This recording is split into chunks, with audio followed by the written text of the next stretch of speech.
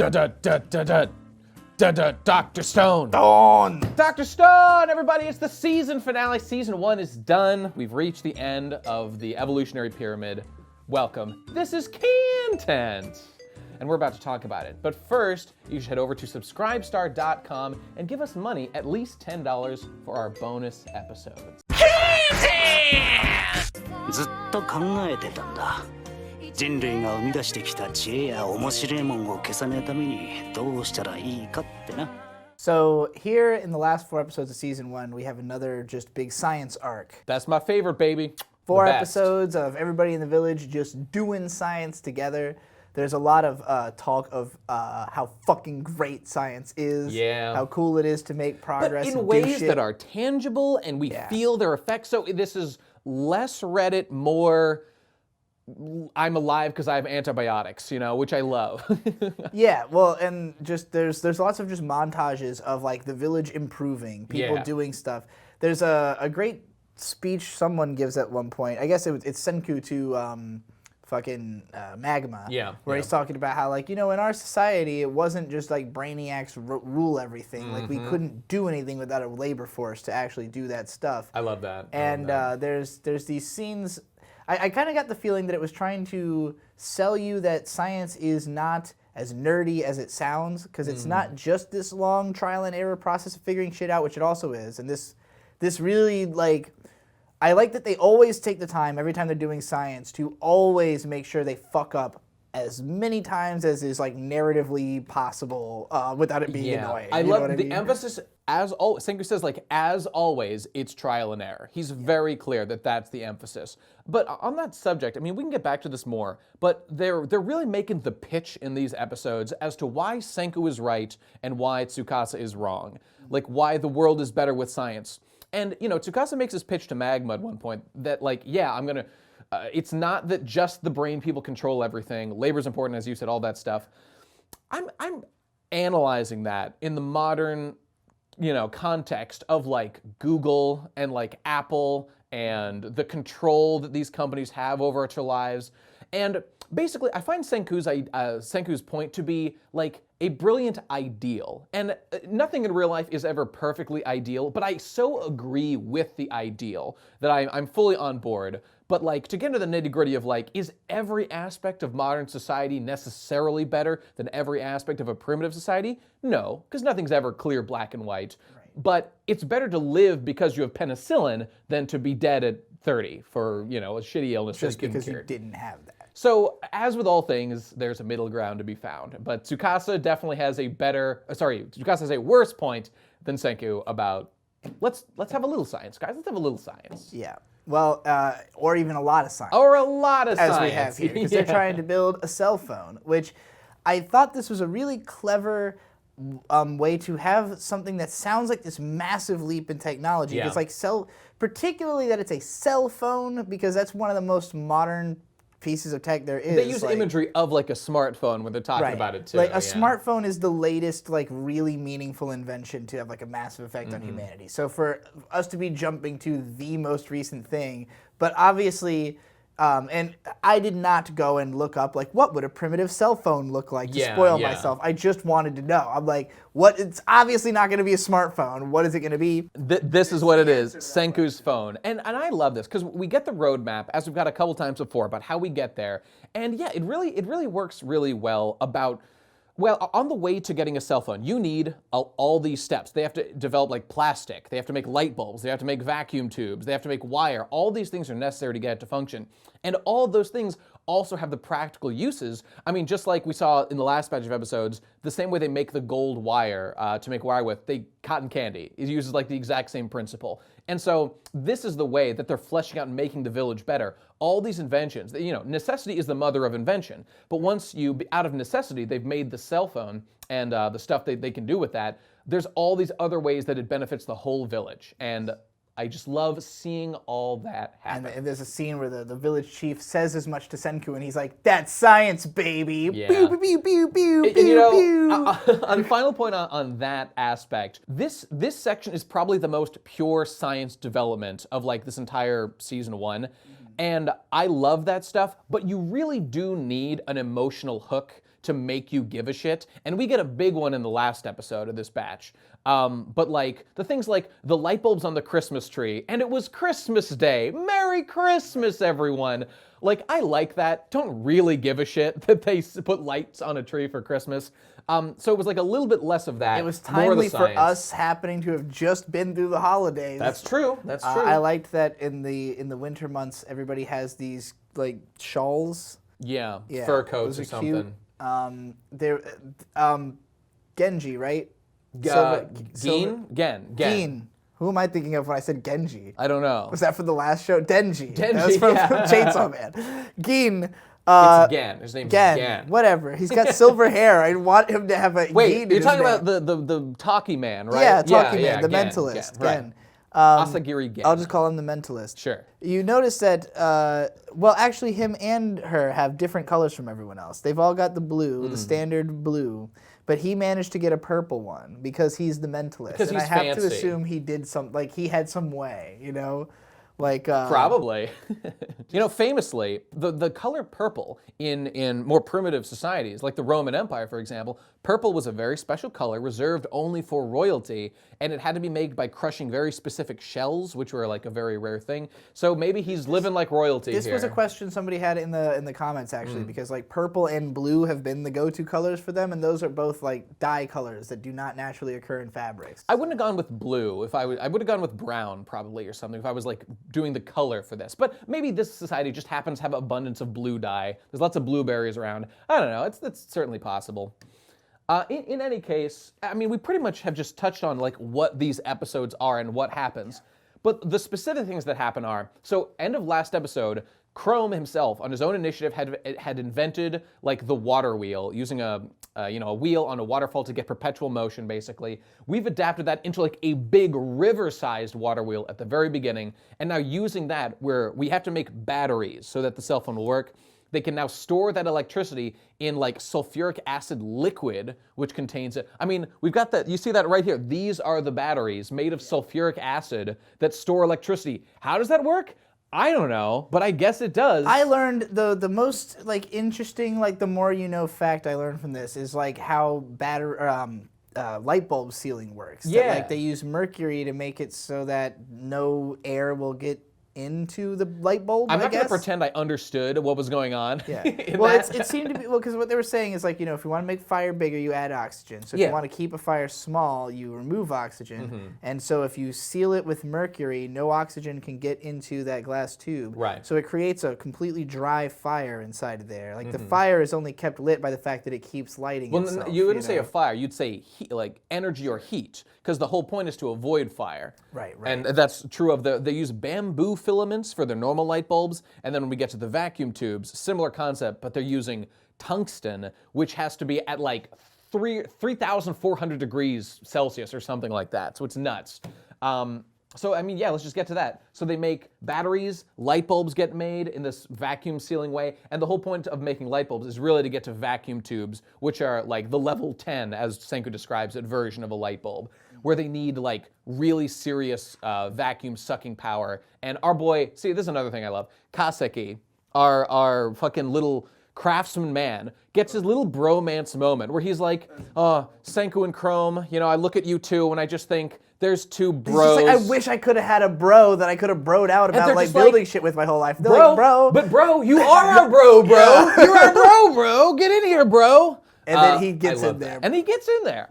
Their little friendship, those three are probably my He favorite like characters. asks Senku for a high five at one point. He asks Like, him for the... Can we do the cool high five thing you do with everybody else? Yeah. Okay, I'm starting to ramble, but a lot of great Well, little this moments is in like here. a total slice of life arc. Like it's just them building stuff and interacting. So there's no like plot progress. They say, by the time winter ends, we need a phone. Until then, figure it out, do whatever. And that's what they do. So, which is great for character building, like all these characters are people we already met and had all these introductory scenes, and we've seen them do things, but to have it in this mode where it's like everybody's a team now, like very definitively. I think there's a moment, well, it's when they go up to the cliffside to watch the sunrise, where you like see everybody's together. They're all having this moment. It's like, okay, crewed up. Yeah. Like this is happening. Senku is chief now, he's in charge and people treat him with respect and they do what he tells them because he's the We goddamn have a sense chief. of like what each character will be doing from here out. Where like there's a moment where Gino and Kinro, having been relieved of the need to continue pushing a water wheel, go back to combat training. Which, Right, by the way, they're right. doing with real swords. Yeah, they got I katanas noticed. now, yeah. Well, they're training with real swords. Like, probably not the best idea. I Probably gonna always cut each other wonder, up. in anime, you see people, like, they train with, like, real weapons. I always think, isn't this a big, risky move? You would think so. You could die. Use a Then bamboo again, didn't we sword. see somebody get like stabbed and like? Oh yeah, in our last episode. Apparently, the knives don't do anything in Dr. Stone, so don't worry about it, I guess. There's like just a lot of like friendship building. Magma goes off into a cave with Senku and Chrome. Yes. There's a scene where he rescues Senku from falling into a pit, and they don't explicitly state. So my first assumption was he's grabbing his hand, and Magma's like, "No, I was definitely trying to push you in. The strong rule the weak. Fuck you guys." My assumption is that he was trying to get Senku to let him fall so that Senku would not fall with him, which ends up happening anyways. I would think so. I would think so. Because there's never a moment where they explicitly state that. They're just like, oh, no, Magma was definitely not trying to knock me in the hole. He was just trying to get me out of the way. Okay. That doesn't explain all the other stuff he said about why he was pushing you in the hole, but we could assume. Okay, so the motivations, this Magma quest is a good one because, sure, as we said, like, the whole village, this happens a little bit after this, but, like, the whole village is, like, becoming a unit and respects Senku and his, they value the kingdom of science and all that good stuff.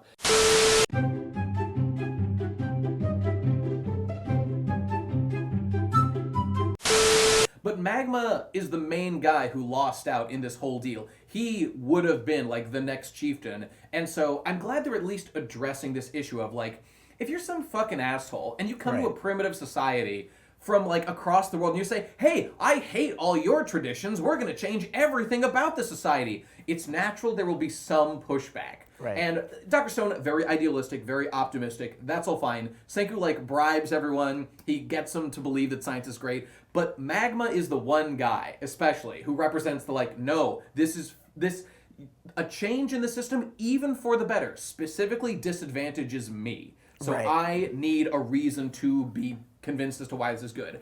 And so, Senku and him, they have their little bonding thing in the cave. And Senku saves them both. They both would have died in this, like, pit they fall into, if not for using a little bit of science. Chrome helps them. They fill it with water. Fill it with water in a goofy scheme. It's how they escape. Pretty fun. But the real point is, it's Magma just, like, Oh, being also, convinced. so they fill it most of the way with water. There's about 10 feet left of clearance. Magma somehow gets underneath Senku, grabs his feet in his hands, and throws him with nothing beneath his feet. Now, I thought for every action there's an equal opposite reaction. He's I guess pedaling with his feet and just throws him like 10 feet clear out of the water. He doesn't like grab the cliff edge, no. He lands on his feet firmly out of the cave. So Magma's unfucking believably strong. You gotta understand, don't underestimate an island river tribe like them. They've been on water their whole lives. Like all the characters who fight are like superpower strong in the show. It seems like, so it's fine. But it was pretty funny to watch in like the science show to see the guy like floating in water throw the other guy out of the water was pretty funny. There's a little bit of an inherent clash of like shonen manga stuff with dedicated science, but hey, compared to the other stuff we've seen up to this point, like the famous lens focusing on the fire thing, this is small potatoes. How did you feel about Chrome saying the real tungsten was the friends we made along the way? I fucking loved it. That was great. Because the whole point is they're here to get tungsten. Now, see, this is an interesting section of the manga, and I am not enough of a geology expert to know.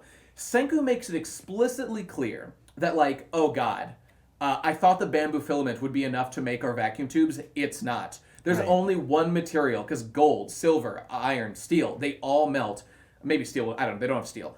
The only thing that can handle it is tungsten, and tungsten is a very rare earth metal. So Senku is like, it's over. We fucking lose. We're all gonna die.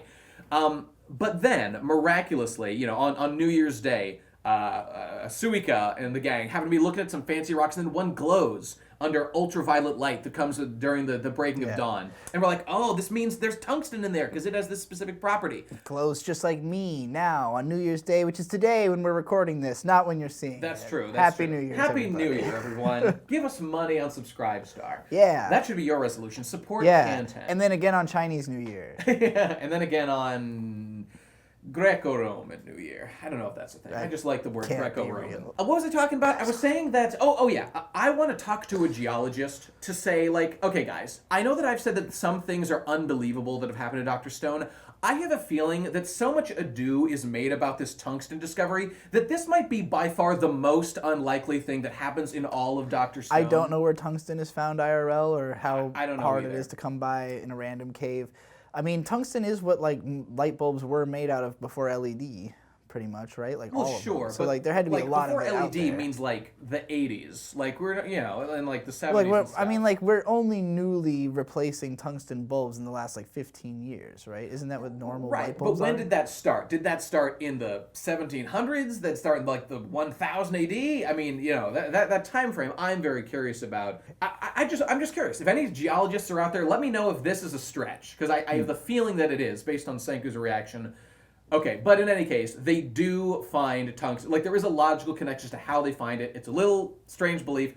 It's a manga. That's fine. They find, like, a big, cool giga drill breaker underground filled with treasure, and they break it out. Hey, remember in Gurren Lagann when Simone found that emerald when he was digging to save them in episode 16? No, whatever episode it was, 13, 12. And then he gives that emerald to Nia, and he makes her wedding ring out of it. I thought that was a cool part of Gurren Lagann. I forgot about that happening entirely. Geology, man! Dr. Stone! Anyway, the point is, they get Magma on their team, and they find plenty of tungsten. Materials, we got it covered. So we can have just a big orgy episode of 23 when they just make all this shit, which was cool. Big phone. I like the detail that he did not tell anybody they would need 2 phones. Yes. Because it was so hard to build this one that they definitely would have He given up. simply didn't inform them that it would need to be done because it would crush their spirits. And, like, spring is here. Like, the time is up. I don't know what they're going to do. I might have a little idea what they're going to do. Oh, We'll see. there's a great moment where, so even though they can't use it as a cell phone yet, they can use it as a normal phone. Right. So they hook up a long phone cord from like one side of the village to the other. Very far. Which and apparently these people have at the very least discovered the concept of the string cup phones, because one of them like remembers that they've done that as a child or something. But I guess so. So Krom is told to tell the girl, the sister, Ruri, like, tell her your feelings, bro. And he goes, all the girl characters go, everybody's like, oh, he's going to say it. And he goes, Ruri, did you see that? Science is fucking awesome. It was great. Great Krom moment. Classic Krom. And by the way, incidentally, Krom gets another great moment in episode 23 where all the science is happening. Senku just says, hey, Krom, you're in charge of melting the tungsten that has a melting point of 3,200 degrees. Figure it out. I'm not even going to give you any hints unless you need them. Krom's like, hell no, bro, I can do it. Right. And I love that Krom takes the approach I would take. He simply piles all the heating techniques they've developed. Like, they pump air into a fire to get it up to, like, 2,000 degrees. So, like, we're melting silver, but not, it's not hot enough. They use, like, electricity.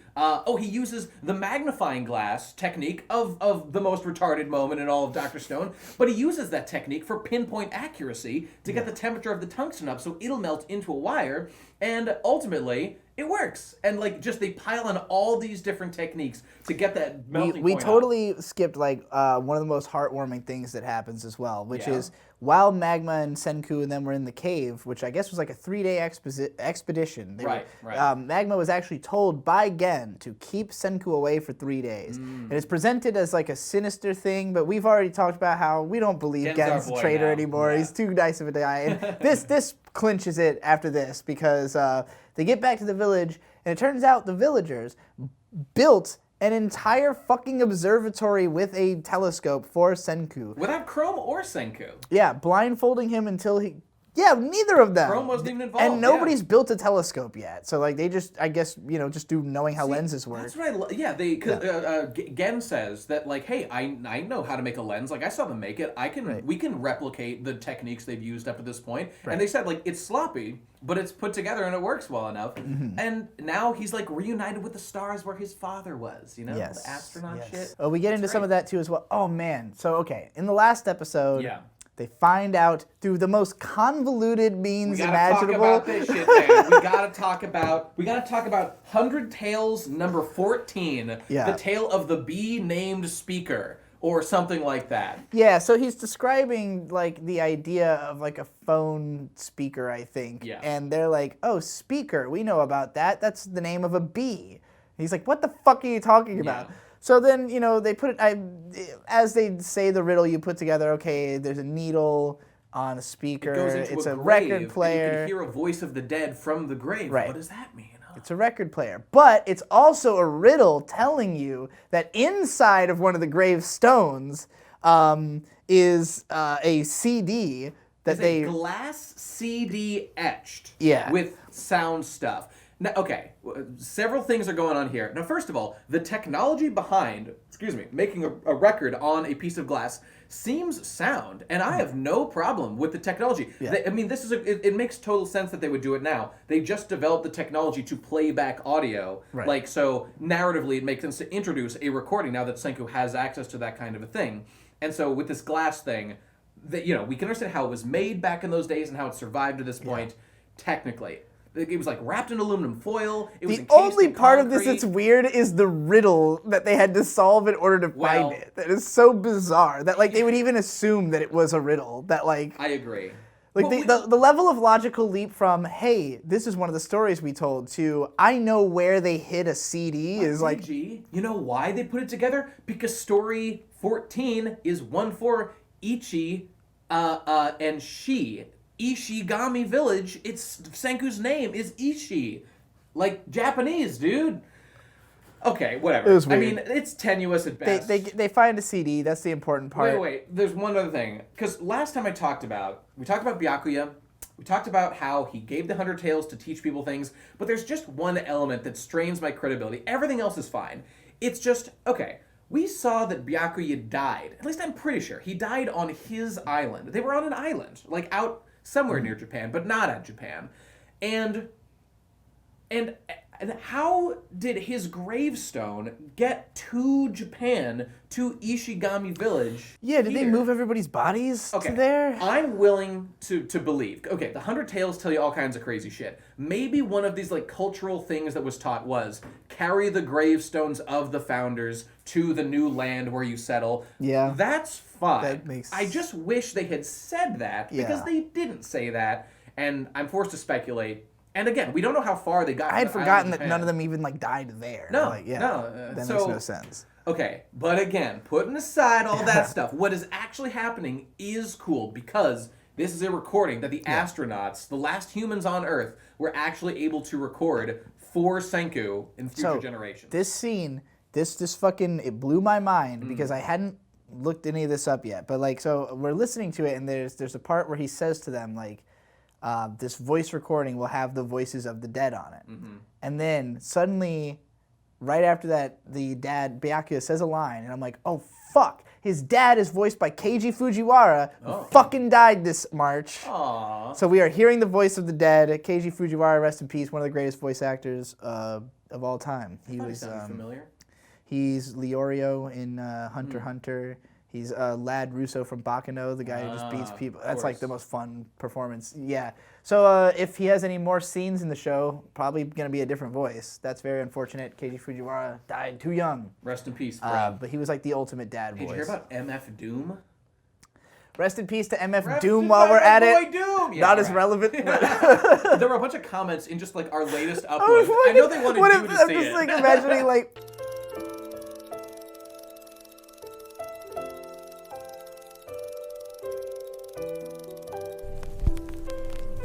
Living off borrowed time, the clock ticks faster. That'll be the hour they knock the slick blaster. So yeah, we heard the voice of the dead of Keiji Fujiwara. It was a fun scene. I like that Senku had said, before he plays it, he's like, Dad, if this is boring, I'll fucking kill you. Yeah. And it's not boring. And it's the dad skips the mushy stuff. Yeah, you it's know? just a song. It's just a Yeah. recording of our pop star from the past, which is a really clever reincorporation of that. Yeah, it was.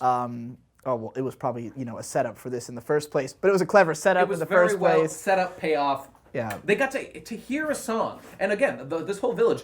I mean, sure they've heard live music, but like they've never heard the kind of I mean, first of all, English and like the level of instrumentation. Although I have to point something out. I'm listening to the song. I'm hearing it play. It's what the characters are supposed to be hearing. The song has a full orchestra playing. We hear violins. I wish we could have heard at least some of what it was supposed to sound like without Right. the orchestra before that came Because in. we see them recording. It's Lillian singing. I got her name right this time. And we see one guy playing guitar and one dude playing the drums. That's it for instruments. That I really wish they had matched that. That would have made me really more immersed in the scene instead of getting like some random pop star to sing a song or something. I don't know. So before we are too just descriptive of what happened and kind of Dr. Stone, I do have to address the fact that Dr. Stone is definitely a better manga. I know that without even having read it because I had to watch these 4 episodes at double speed.